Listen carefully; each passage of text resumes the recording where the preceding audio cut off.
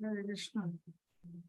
ओम अज्ञानतिमिरन्धस्य ज्ञानाञ्जनशलाकया चक्षुरुन्मिलितं येन तस्मै श्रीगुरुवे नमः।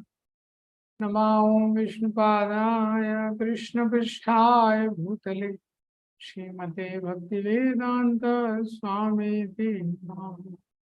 नमस्ते सरस्वते देवे गौरवाणी प्रचारिणे निर्विशेषा शून्यवादी पाश्चात्य देश तारिणे।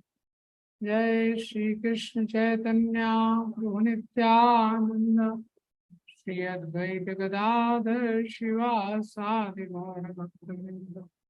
हरे कृष्णा कृष्णा कृष्णा हरे हरे, हरे राम राम राम हरे हरे। हरे कृष्णा। तो हम लोग पढ़ रहे थे अध्याय 2। तो अध्याय 2 इसका एक्रोनिम है गीता। तो शुरू के जो 10 श्लोक हैं वो जी फॉर गुरु, सरेंडरिंग टू गुरु, गुरु के शरणागत होना। उसके बाद जो 20 श्लोक हैं आई फॉर आइडेंटिटी, जीव का आइडेंटिटी क्या है, वो शरीर नहीं है, आत्मा है। और टी फॉर 2 टाइप्स ऑफ धर्म। सो 31 से लेके 53 तक, 31 से लेके 38 तक स्वधर्म जो शरीर का धर्म है, 39 से लेके 53 तक सनातन धर्म जो आत्मा का धर्म, और 54 से 72 आत्माराम। ये दोनों धर्मों का अगर कोई व्यक्ति अच्छे से पालन करेगा तो वो आत्माराम बन जाता है।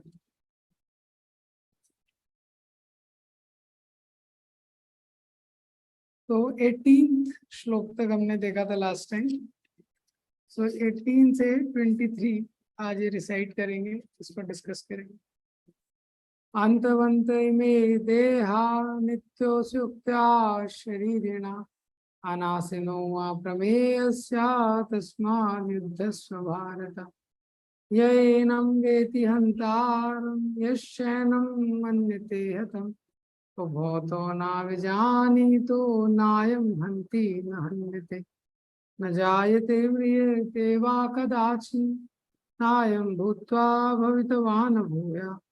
अजो नित्यो शाश्वतोऽयं पुराणो न हन्यते हन्यमाने शरीरे। वेद विनाशिनं नित्यं या एनम् अजमव्ययम् कथं सा पुरुषा पार्था कं घट्यति हन्तिकम्। वासांसि जीर्णानि यथा विहाय नवानि गृह्णाति नरोपराणि तथा शरीराणि विहाय जीर्णा अन्यानि संयाति नवानि देहि। नैनं छिन्दन्ति शस्त्राणि नैनं दहति पावका न चैनं क्लेदयान्तपो नाशोष्यति मारुता। तो लास्ट टाइम ये 18वां श्लोक हमने डिस्कस किया था। अंतवंत इमे देहा नित्योऽस्योक्ता शरीर अनासिनो अप्रमोयस्य तस्मात् युद्धस्य भारत। ये जो देह है वो अंतवंत, देह की किस्मत, देह का जो भाग्य है, भविष्य निश्चित कर दिया गया है। अंतवंत, इसका अंत निश्चित ही होने वाला। नित्योऽस्योक्ता शरीरिणा, लेकिन इस शरीर के अंदर जो शरीरी है वो नित्य रहेगा। तो शरीर तो आत्मा को मारा नहीं जा सकता है, शरीर को बचाया नहीं जा सकता है। इसी तथ्य की पुष्टि अलग अलग तरीके से इस सेक्शन में भगवान बार बार करते हैं। बार बार एम्फेसिस से व्यक्ति के मन में वो क्लियर हो जाता है जो कॉन्सेप्ट समझाया जा रहा है। तो भगवान ने श्लोक में अंतवंत इमे देहा, ये जो श्लोक है ये अंतवंत है। ये जो देह है नित्योऽस्योक्ता शरीर, ये जो शरीरी है, जो आत्मा है वो नित्य है। अनाशिनो अप्रमेयस्या, तो आत्मा के कुछ लक्षण बताए गए हैं। अनाशिनो, इसका नाश नहीं किया जा सकता। अप्रमेयस्य, ये प्रमाण के परे है, इंद्रियों के प्रमाण के ये परे है। तस्माद् युद्धस्व भारत, इसलिए हे अर्जुन तुम युद्ध करो। अब 19वां श्लोक, या एनम वेति हंतारम यश्चैनम मन्यते हितम। या एनम, एनम मतलब इसको, इसको मतलब इस आत्मा को, हंतारम जो ऐसा मानता है, हंतारम की ये आत्मा मारने वाला है, यश्चैनम मन्यते हतम या कोई ऐसा मानता है कि ये मरा हुआ है। उभौतो, उभौतो मतलब ये दोनों लोग, ना विजानी तो ये दोनों लोग नहीं जानते हैं, नायम हंति ना हन्यते, आत्मा ना तो मारता है ना मारा जाता है। तो यहाँ पे अर्जुन से को भगवान क्या सिद्धांत बता रहे हैं कि अगर तुम सोच रहे हो कि तुम युद्ध करोगे और तुम युद्ध करोगे और तुम्हारे द्वारा भीष्म द्रोण आदि ये लोग मारे जाएंगे, हाँ, तो ये गलत है। अगर तुम सोचोगे कि तुम मारने वाले हो और ये भीष्म द्रोण आदि मरने वाले हैं, तो ये गलत सिद्धांत है, क्योंकि सिद्धांत रूप में तो तुम आत्मा हो, तो आत्मा ना मारता है ना मरता है, तो आत्मा की तो मृत्यु हो नहीं सकती है। ये तो इसमें शोक करने का कोई मतलब नहीं है कि भीष्म द्रोण आदि मारे जाएंगे, क्योंकि मारे नहीं जाएंगे, आत्मा तो इनकी हमेशा रहेगी। ये तो प्रभुपाद जी ने लेकिन लिखा है कि यहाँ पे भगवान अर्जुन को एक सिद्धांत बता रहे हैं, हाँ, कि जो शरीर है उसके ऊपर प्रभाव होता है, जो शरीर है शरीर के ऊपर प्रभाव होता है, शरीर वैसे भी मृत है और शरीर के ऊपर ये सारा प्रभाव होता है, आत्मा ये सारे प्रभावों से परे है। उसका आगे विश्लेषण करेंगे और आगे के 2-3 श्लोकों में ये, लेकिन ये सिद्धांत का मिसयूज नहीं करना चाहिए। प्रभुपाद जी ने तात्पर्य में लिखा है, कोई सोचेगा वो कि आत्मा तो कुछ करता नहीं है, आत्मा का तो मृत्यु हो नहीं सकता है, तो किसी को शूट कर दे। हाँ, प्रभुपाद जी ने बोला है वही शास्त्रों में लिखा है कि हमको दूसरे को किसी भी प्रकार से कष्ट नहीं पहुंचाना है। लेकिन अर्जुन को यहाँ पे अपने कर्तव्य में प्रेरित करने के लिए भगवान अलग अलग एंगल से अर्जुन को ये समझा रहे हैं कि तुम्हारे लिए युद्ध करना श्रेयस्कर है। अलग अलग एंगल से भगवान अर्जुन को कर्तव्य में प्रेरित करने के लिए सिद्धांत समझा रहे हैं। कैसे हम शरीर नहीं है, हम आत्मा है, आत्मा की मृत्यु होती नहीं है ये, और तुम सोचो कि तुम मारने वाले हो, हाँ, ना तुम मारने वाले हो ना इनकी मृत्यु होने वाली है ये। और इसको अभी आगे के श्लोक में एक्सप्लेन करेंगे। ना जायते म्रियते वा कदाचिन नायं भूत्वा भवितवान भूया अजो नित्या शाश्वतोऽयं पुराणो ना हन्यते हन्यमाने शरीरे। तो भगवान यहाँ बताते हैं ना जायते म्रियते वा कदाचिन, ना जायते, ये जो आत्मा है ना जायते, इसका कभी जन्म नहीं होता है, म्रियते वा कदाचिन, ना इसकी कभी मृत्यु होती। इसका मतलब क्या है कि आत्मा का ना तो जन्म होता है ना मृत्यु होती है। अब इसका अगला शब्द यहाँ पे इसी श्लोक में तीसरे लाइन में यूज किया गया है वर्ड अजो। तो अज जो शब्द है उसको भी देखेंगे तो इंग्लिश में वो भी अनबॉर्न है। अज जो शब्द है इसका भी अर्थ है क्या, अजन्मा। तो ये बाय रिपीट क्यों किया है, ना जायते ना मृत्यते, ना उसका जन्म होता है आत्मा का, ना मृत्यु होती है। और अज, अज मतलब अनबॉर्न, जिसने जन्म नहीं लिया है। ये दोनों सिमिलर लग रहे हैं, थोड़ा अंतर है। तो आत्मा का ना जन्म होता है ना मृत्यु होती है। और ये जो अजो शब्द है इसका मतलब क्या है, अगर हम बोलते हैं कि आत्मा एक पर्टिकुलर समय में एग्जिस्टेंस पे आया, जैसे हम बोलते हैं किसी का जन्म हुआ, तो अगर उसका जन्म हुआ है तो एक पर्टिकुलर टाइम पे, एक समय पे उसका जन्म हुआ है, उसने इस संसार में एंट्री हुई है समय में, तो एंट्री हुई है तो उसका एग्जिट भी होगा। तो जो एंट्री है उसको जन्म बोलते हैं और एग्जिट को उसको बर्थ बोलते हैं। अजो शब्द का अर्थ है कि जो आत्मा है वो टाइम के डोमेन के परे है,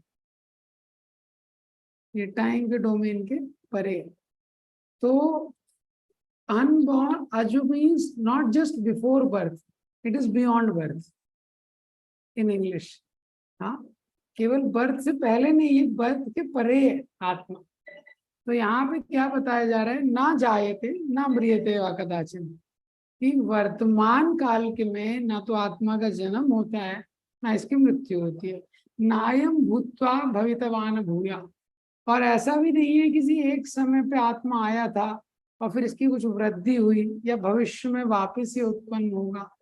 तो पहले दो लाइनों में क्या बताया जा रहा है? पहली लाइन में बताया जा रहा है कि वर्तमान काल में ना आत्मा का जन्म हुआ ना मृत्यु हुआ, मतलब जन्म मृत्यु के परे है, जन्म मृत्यु का अभाव है आत्मा में। दूसरी लाइन में बताया जा रहा है कि भविष्य में और भूतकाल में भी ऐसा नहीं हुआ है। तो अजो शब्द का मतलब है कि भूत भविष्य और वर्तमान तीनों कालों में आत्मा जन्म मृत्यु के प्रभाव से परे है। इसका मतलब आत्मा जो है वो टाइम डोमेन से ट्रांसेंडेंटल है। आत्मा जो है वो टाइम डोमेन से ट्रांसेंडेंटल है। उसी को एक्सप्लेन किया है फिर नित्य। ये जो आत्मा है ये नित्य है। शाश्वतो अयम पुराणो, पुराणो मतलब ये सबसे पुराना है, ये सबसे पुराना है। और पुराना रहने पे भी ये नवयौवन रहता है। इसमें जो बॉडी के 6 चेंजेस होते हैं, शरीर में जो 6 परिवर्तन होते हैं, जन्म होता है, फिर व्यक्ति बड़ा होता है और बड़ा होता है, बाय प्रोडक्ट्स होते हैं, ओल्ड होता है, वृद्ध होता है, मृत्यु होती है। आत्मा ये 6 जो 6 चेंजेस हैं इससे परे है। तो यहाँ पे ये लगभग लगभग सिमिलर चीजें बहुत ज्यादा रिपीट की जा रही है। इस श्लोक में भी रिपीट किया है वही सब। हरे नाम हरे नाम हरे नाम है केवलम। ये जब बोलते हैं 3 बार, तो 3 बार से व्यक्ति के माइंड में चला जाता है कि हाँ यही सिद्धांत है कि हरि का नाम हरि का नाम हरि का नाम ही सब कुछ है। एव केवलम नास्ति एव नास्ति एव नास्ति एव, कर्म के द्वारा नहीं, ज्ञान के द्वारा नहीं, योग के द्वारा नहीं, केवल हरि नाम के द्वारा ही भगवान को प्राप्त किया जा सकता है। तो जो आत्मा का सिद्धांत है ये बहुत विशेष सिद्धांत है, और इस सिद्धांत के बारे में बहुत भ्रांतियां हैं अलग अलग धर्मों में। जैसे आप देखेंगे इस्लामिक जो धर्म है, इस्लामिक धर्म में क्लैरिटी नहीं है। आध्यात्मिक जगत के बारे में कुरान में ज्यादा डिस्कशन नहीं है, और वो इतना फेंट डिस्कशन है ज्यादातर लोगों को पता नहीं है। तो उसमें क्लियर है, आपने अल्लाह को फॉलो किया तो आप जन्नत में जाएंगे, और अल्लाह को फॉलो नहीं किया तो जहन्नुम में जाएंगे। जन्नत है हेवन, स्वर्ग, जहन्नुम है नरक। कब तक के लिए जाएंगे? इटरनली, हमेशा के लिए जाएंगे। वहां से कोई यू टर्न है ही नहीं। तो एक बार कोई नरक में चला गया उसको कोई होप ही नहीं, ऐसा। दूसरा वहां पे क्या है, जन्नत क्या है? जन्नत में वहां पे बहुत सारी अप्सराएं हैं, उनके साथ आप इंजॉय कर सकते हैं, भोग कर सकते हैं। हेवन का भी यही डेफिनेशन। अब जो क्रिश्चियनिटी है, क्रिश्चियनिटी में आत्मा का सिद्धांत क्या है? Semi eternal. आत्मा क्या है? सेमी इटरनल है क्रिश्चियनिटी के अकॉर्डिंग। सेमी इटरनल का मतलब है, उनका ऐसा सिद्धांत है कि जब पुरुष और स्त्री का संयोग होता है तब आत्मा की उत्पत्ति होती है। वो ऐसा मानते हैं कि पुरुष, मैन वुमेन कम टुगेदर, पुरुष स्त्री का संयोग होता है तो आत्मा की उत्पत्ति होती है। तो ये एक बार चैतन्य चंद्र का एक चर्च के जो फादर थे, पादरी, उनसे उनका चर्चा हुआ ऐसा। तो उन्होंने बोला कि आपके में ये आत्मा का जो सिद्धांत है, पुरुष और स्त्री आते हैं तो आत्मा की वहां से उत्पत्ति होती है। तो उन्होंने बोला तो आपके धर्म में इसके बारे में क्या मानते हैं? आत्मा का आगे जर्नी, आगे की यात्रा आत्मा की कैसे होती है? जैसे भगवत गीता भागवतम में दिया हुआ है, अधो गच्छन्ति तामसा मध्य तिष्ठन्ति राजसा ऊर्ध्वम गच्छन्ति सत्वता। मरने के बाद जो सत्वगुण वाले होते हैं ऊपर के लोकों में जाते हैं, रजोगुण वाले मध्य में रहते हैं, तमोगुण वाले नीचे जाते हैं। तो वो फादर बोलता है, क्रिश्चियन फादर, वो बोलता है देखो क्या है कि जो इनोसेंट सोल रहते हैं, जो अच्छे लोग रहते हैं, जो जीसस का शरण लेते हैं, वो जीसस के लोक में जाते हैं। जीसस क्राइस्ट जो है, जो फादर हैं, उनके वहां पे जाते हैं। और प्रभु जी ने बोला जो शरण नहीं लेते उनका क्या होता है? तो जो शरण नहीं लेते हैं दे विल बी कंडेम्ड। या तो दूसरे शब्दों में जो शरण नहीं लेते हैं वो नरक में जाते हैं। तो बोले कब तक नरक में जाते हैं? तो वही कॉन्सेप्ट है, वो हमेशा के लिए नरक में रहते हैं। तो जो जीसस के लोक में जाते हैं, क्रिश्चियनिटी के अकॉर्डिंग वही है जो हम बोलते हैं भगवत धाम या बैक टू गॉडहेड, उनके अकॉर्डिंग वो जीसस का लोक है। तो प्रभु जी ने प्रश्न किया चैतन्य चरण ने उस फादर से कि अच्छा, आ, जो लोग जीसस को फॉलो करते हैं वो जीसस के पास जाते हैं, जो फॉलो नहीं करते हैं वो नरक में जाते हैं, यहाँ तक ठीक है, उनको पनिशमेंट मिलता है। अब जो लोग भगवान जीसस के पास जाते हैं वो वहीं रहते हैं, जो लोग नरक में जाते हैं वो नरक में ही रहते हैं। अब उन लोगों के बारे में क्या, जैसे कई कई लोग होते हैं उनका जन्म ही नहीं हो पाता, माँ के गर्भ में ही मृत्यु हो जाती है, माँ के गर्भ में भी लोगों की मृत्यु हो जाती है, तो वो कहाँ जाएंगे? तो कंफ्यूज हो गया वो सोचने लगा वो कहाँ जाएंगे।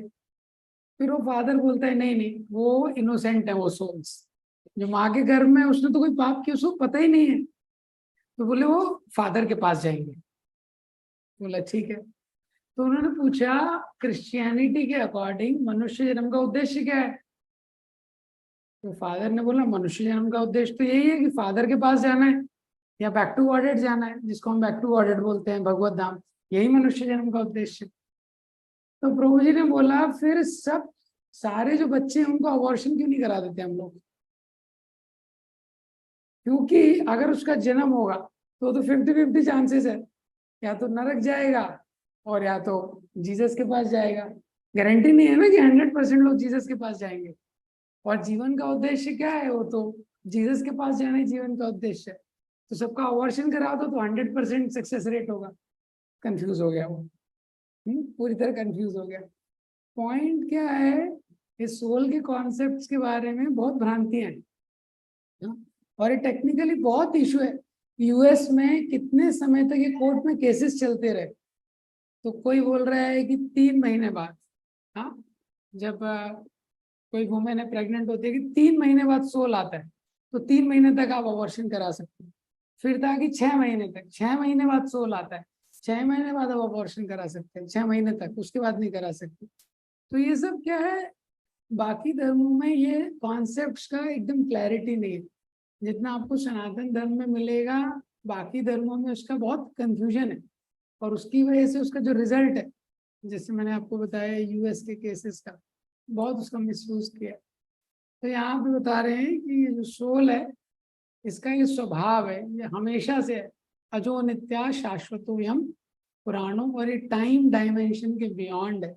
जो शरीर में 6 परिवर्तन होते हैं वो आत्मा में नहीं होते। इसके बाद प्रभुपाद जी ने इस तात्पर्य में ये कोट किया है कि कैसे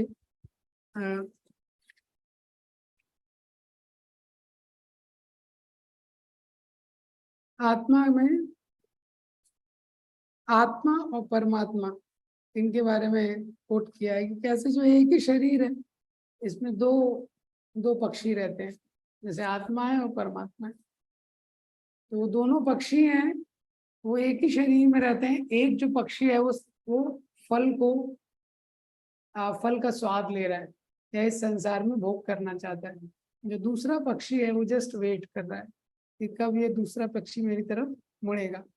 तो जो जीव है उसकी तुलना की गई है, वो पक्षी है जो संसार में अलग अलग फलों का स्वाद ले रहा है और उसके द्वारा वो भोग करना चाहता है। कई कई जन्मों के बाद जब उसको समझ में आता है ये संसार में एंजॉयमेंट नहीं है, तब वो यू टर्न लेता है, परमात्मा की तरफ मुड़ता है। तब तक परमात्मा उसका क्या है, वेट करते हैं।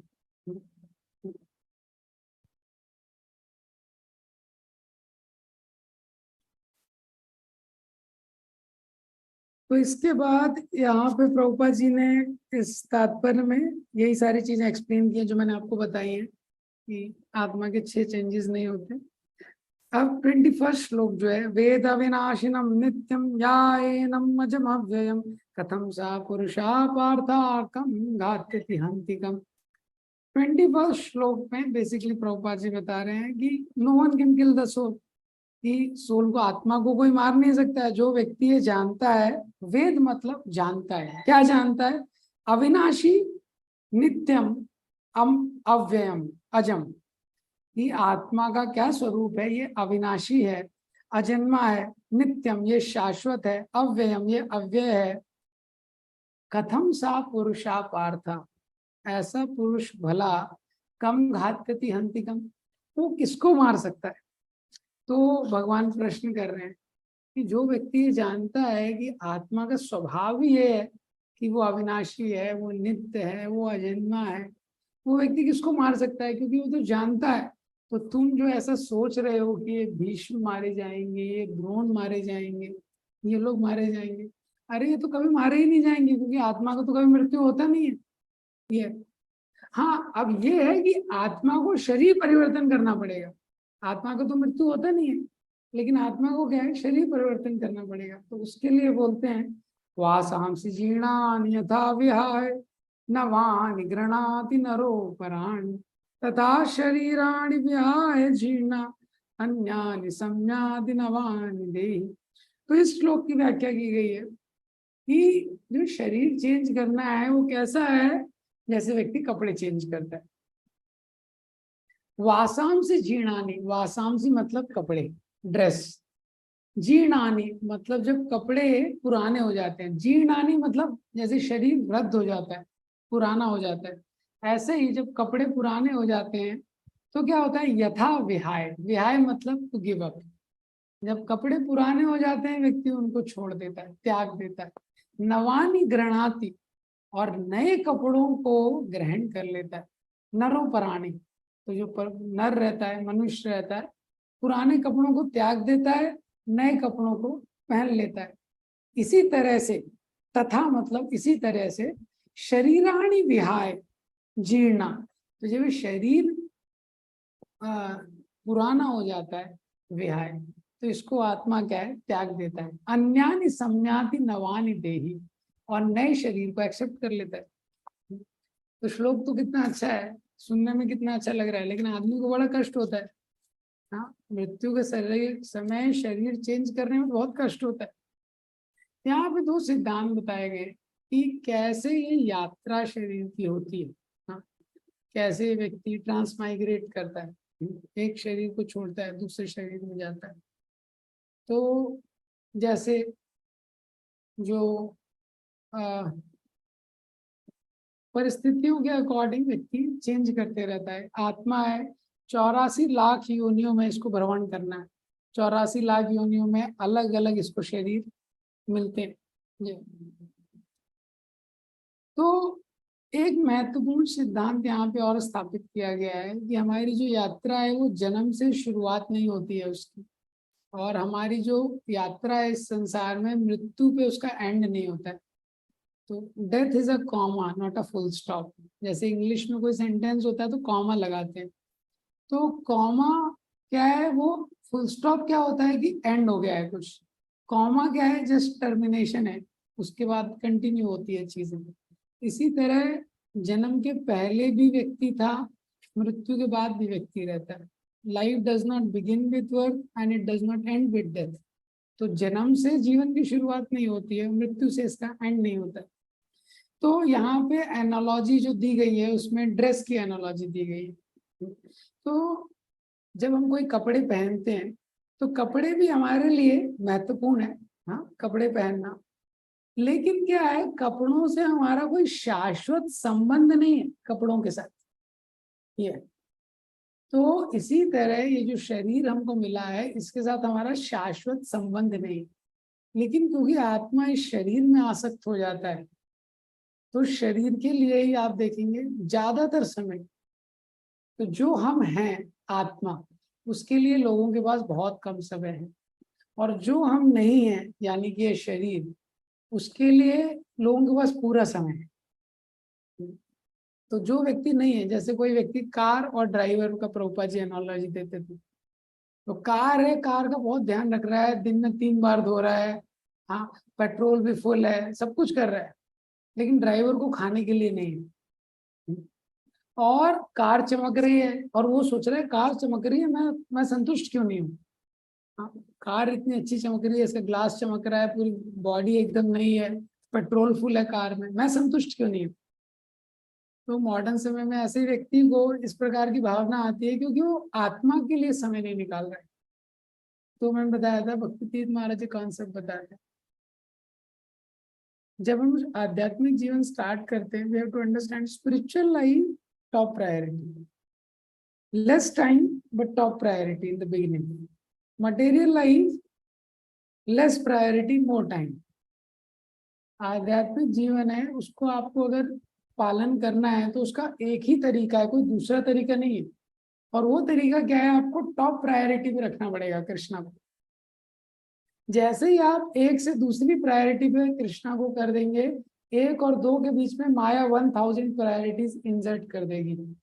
तो जो सेकंड नंबर पे था वो 1001 नंबर पे कब चला जाएगा पता नहीं चलेगा।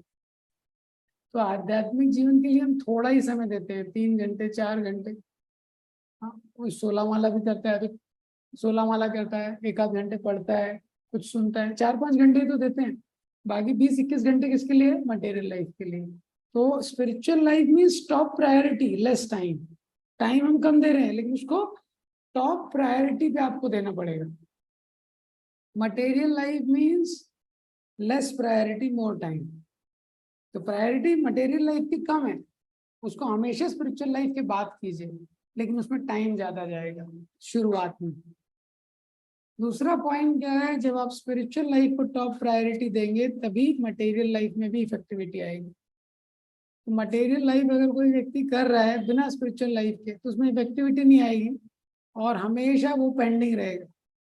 और अगर कोई सोचे कि पहले मटेरियल लाइफ, प्रायोरिटी चेंज कर देता हूँ, पहले मटेरियल लाइफ अच्छे से कर लेते हैं फिर स्पिरिचुअल लाइफ कर लेंगे, तो कभी वो टाइम नहीं आएगा। तो यहाँ पे ये बताया जा रहा है, जो ड्रेसेस से इसका एनालॉजी दिया है कि हम कपड़े पहनते हैं, तो अलग अलग जो शरीर है ये अलग अलग कपड़े की तरह है। जो अलग अलग कपड़े होते हैं, व्यक्ति अलग अलग उसका पर्पस रहता है। तो जो व्यक्ति जो क्रिया करने जा रहा है अकॉर्डिंगली वो ड्रेस पहनता है।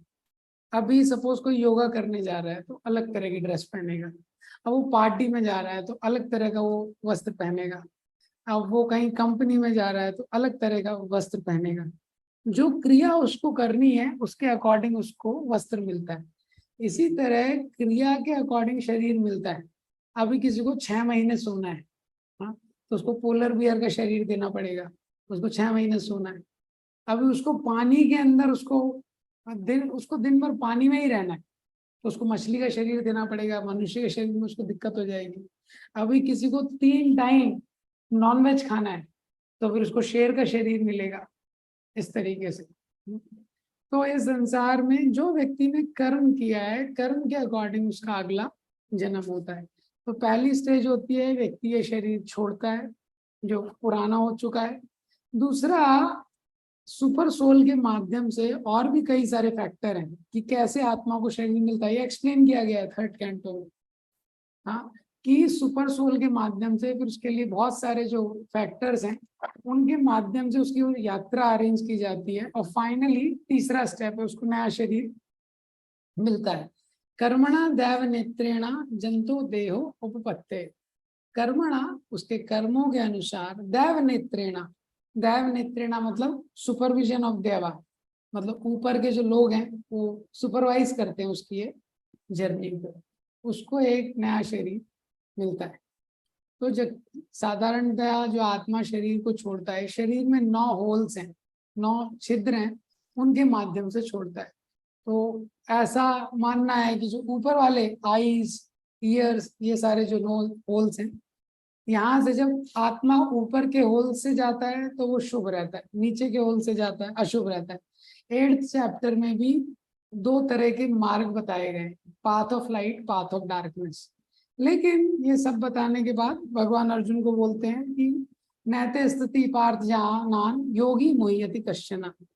भगवान बोलते हैं कि जब अर्जुन को भगवान बताते हैं कि लाइट का क्या मार्ग है, प्रकाश का मार्ग, और अंधकार का क्या मार्ग है, जिसके हिसाब से जो व्यक्ति है जिसके अकॉर्डिंग उसको अगला डेस्टिनेशन मिलता है।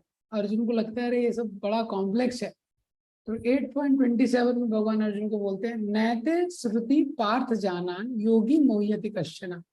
भगवान बोलते हैं अर्जुन को तुम इन दोनों मार्गों से भ्रमित मत हो, तस्मात् सर्वेषु कालेषु योगो भवति, योगी भवति अर्जुन। भगवान बोलते हैं तुम हर काल में योगी बनो, मतलब भक्ति करो। तो प्रभुपाद जी 8.27 के तात्पर्य में लिखते हैं जो path of Krishna consciousness is safe, certain and direct. जो भक्त होता है वो ये सब नहीं सोचता, अभी आत्मा ऊपर के होल से जाएगी, नीचे के होल से जाएगी, सर से जाएगी, दिन में जाएगी, रात में जाएगी, सूर्य उत्तरायण में रहेगा, दक्षिणायन में रहेगा, इतना नहीं सोचता है वो। उसको विश्वास है, वो भगवान की भक्ति करता है और भगवान के ऊपर छोड़ देता है। तो भगवान बोलते हैं जो मेरे ऊपर आश्रित हो जाता है, सेफ, सर्टेन एंड डायरेक्ट, ये 3 शब्द यूज करते हैं कि भक्ति में भगवान जिम्मेदारी ले लेते हैं। सेफ, वो सेफ है हर तरीके से, सर्टेन 100% गारंटी है, और डायरेक्ट, हाँ डायरेक्ट भगवान उसको जो बेस्ट डेस्टिनेशन है उस पर अलाउ करते हैं। तो यहाँ पे ये ड्रेस की एनालॉजी से बताया गया है। तो 2 चीजें होती हैं जिसके अनुसार व्यक्ति को अगला कर्म मिलता है। जैसे अगर किसी व्यक्ति को नया ड्रेस खरीदना है, नए कपड़े खरीदने हैं, तो 2 चीजें हैं। पहला चीज है डिजायर, दूसरा चीज है उसका बजट। करेक्ट।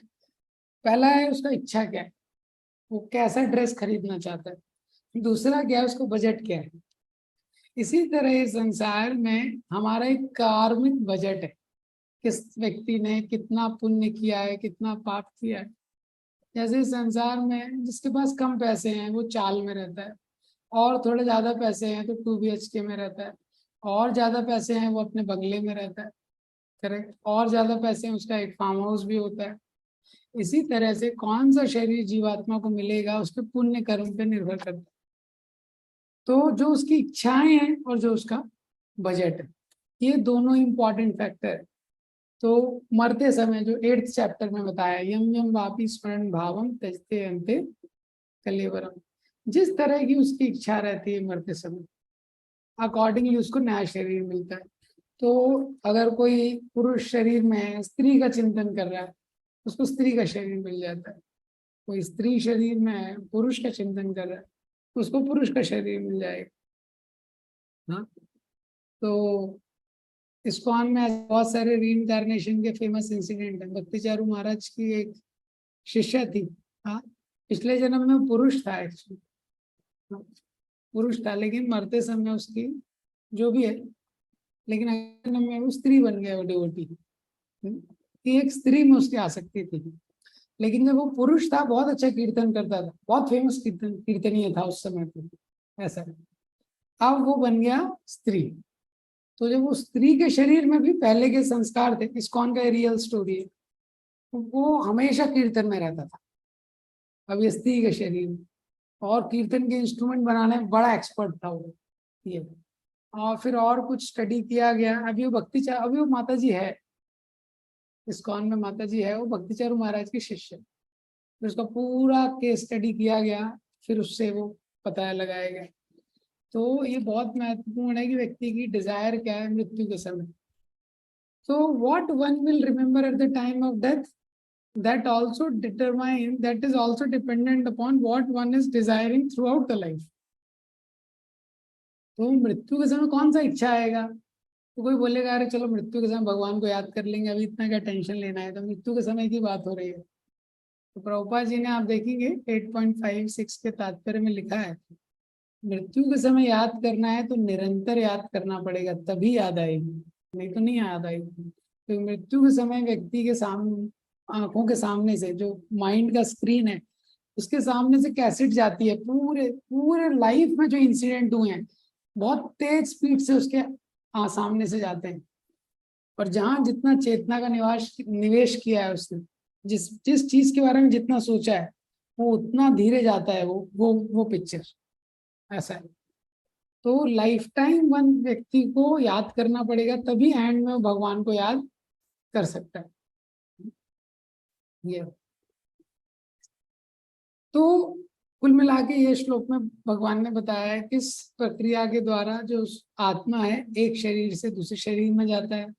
वो ऐसा है जैसे व्यक्ति ड्रेस चेंज करता है, और ड्रेस किस पे डिपेंड करता है, क्या उसका कर्मा है, क्या उसकी इच्छाएं हैं, ये। और जो भक्त है वो इन सब चीजों के लिए ज्यादा चिंता नहीं करता है, भक्ति पे ज्यादा फोकस करता है, क्योंकि उसको पता है कि अगर मैं भक्ति करते रहूंगा तो जो बेस्ट होगा भगवान वो मेरे लिए देंगे। अब यहाँ पे लेकिन एक प्रश्न है, क्या प्रश्न है कि भगवान अर्जुन को बोल रहे हैं, अरे ये भीष्म द्रोण मरेंगे, क्या टेंशन है, तो दोनों बूढ़े हो गए हैं ऑलरेडी, और जब इनकी मृत्यु हो गई तो अभी तो बूढ़ा शरीर है इनके पास, पुराना हो गया शरीर, मृत्यु होगी नया शरीर मिलेगा, ये तो बहुत अच्छी बात है। भगवान बोल रहे हैं कोई पुराना कपड़ा है उसको व्यक्ति उतारता है, नया कपड़ा पहनता है, रोता है क्या? कोई रोता नहीं है, जबकि बच्चे खुश होते हैं। लेकिन हम देखते हैं संसार में शरीर त्याग करने में बड़ा कष्ट होता है, शरीर त्याग करने में बहुत ज्यादा कष्ट होता है, शरीर त्याग करने में व्यक्ति बहुत रोता है। इसका कारण क्या है? कारण ये है कि शरीर के प्रति बहुत आसक्ति है। जैसे कपड़े पुराने हो गए उसके प्रति आसक्ति नहीं रहती, ये शरीर के प्रति बहुत आसक्ति है। तो वो आसक्ति का भाव होने के कारण, हालांकि जो आत्मा है वो सच्चिदानंद है, फिर भी मृत्यु के समय व्यक्ति को बड़ा कष्ट होता है। इसीलिए संसार में इम्पोर्टेंट सिद्धांत है कि व्यक्ति को प्रयास करना चाहिए कि जीवित रहते समय कैसे अपनी आसक्ति को भगवान के चरणों में लगाए। तो अगर वही आसक्ति उसकी अगर भगवान के भक्तों में और भगवान में हो गई तो वो मोक्ष का द्वार खोल देती है। प्रसंगम मजरम पाशम कवयो आत्मनो विदु सैव साधु सुकृतो मोक्ष द्वारम अपावृतम। कि जो आसक्ति संसार में है, प्रसंगम अजरम पाशम, वो बांधने वाली आसक्ति है, वो बांधने वाली है। तो कल्पना कीजिए कोई व्यक्ति बंधा हुआ है तो कितने कष्ट में रहता है, कितना उसको दिक्कत होगा। जो बंधा हुआ है, हाथ पांव सब बंधे हुए हैं, वो रस्सी खुल नहीं रही है।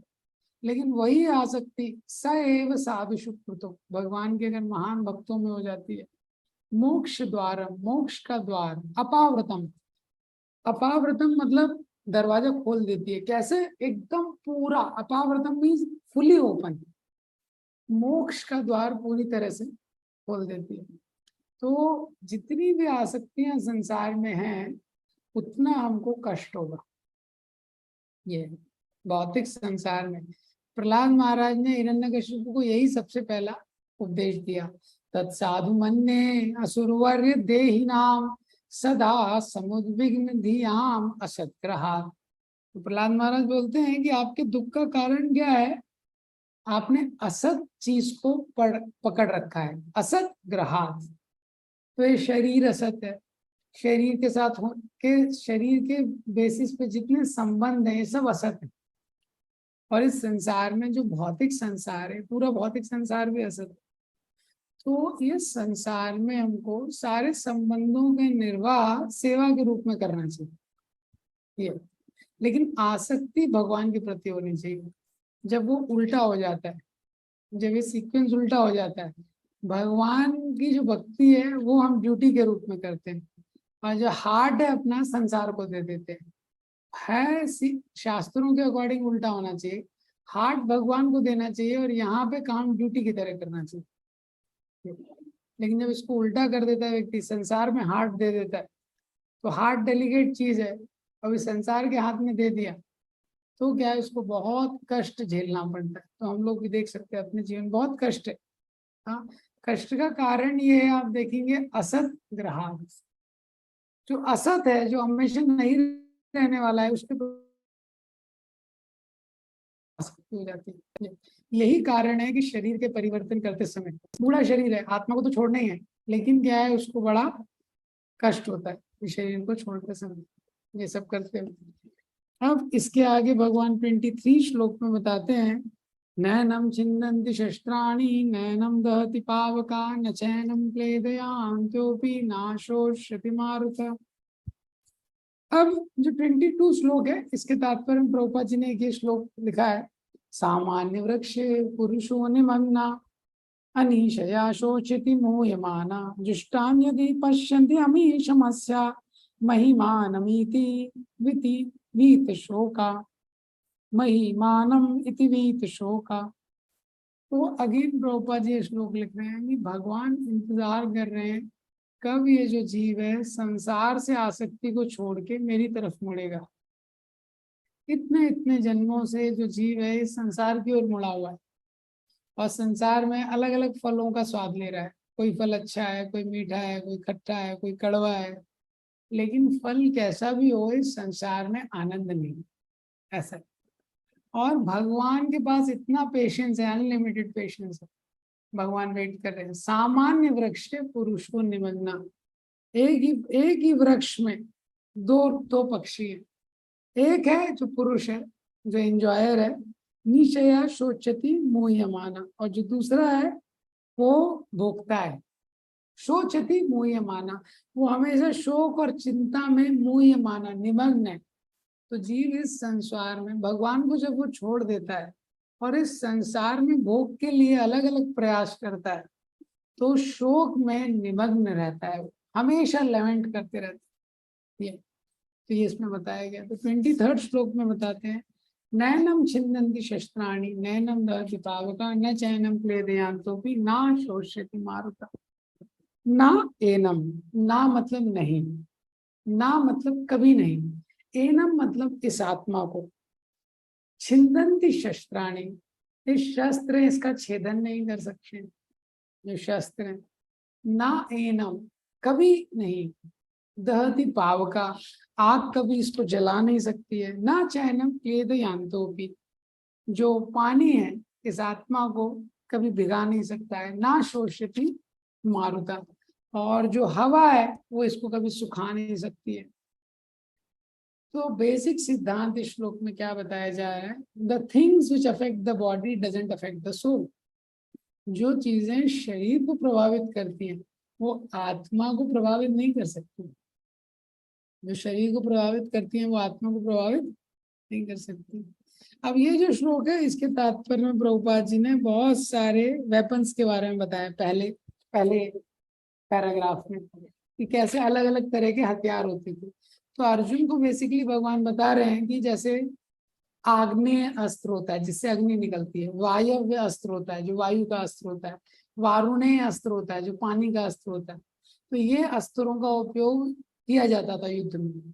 तो भगवान बोल रहे हैं तुम्हारे कोई भी अस्त्र ना आत्मा को नहीं मार सकते, कि जो भी तुम अस्त्रों का उपयोग करोगे ये उस समय के न्यूक्लियर वेपन है, ये आत्मा को नहीं मार सकते क्योंकि आत्मा का स्वभाव है।